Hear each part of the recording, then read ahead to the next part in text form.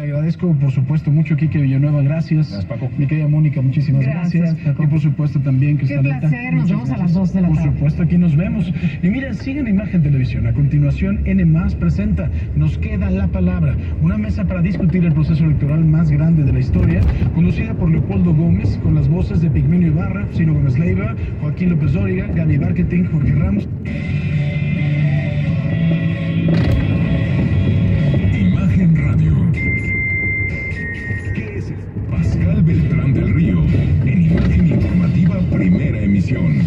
El encuentro con la verdad. De lunes a viernes, de 7 a 11 de la mañana, hora del centro. Poniendo a México en la misma sintonía.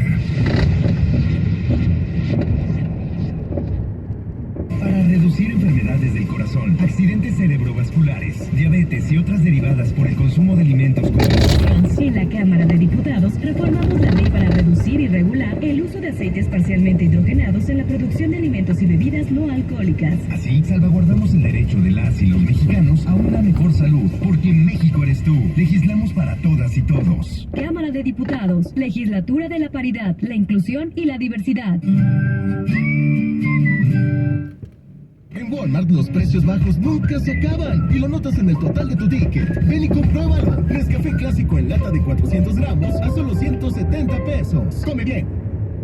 XHSC 93.9 MHz con 200.000 watts de potencia, transmitiendo desde Avenida Rubén Darío 746, tercer piso, Colonia Lomas de Guevara, Guadalajara, Jalisco.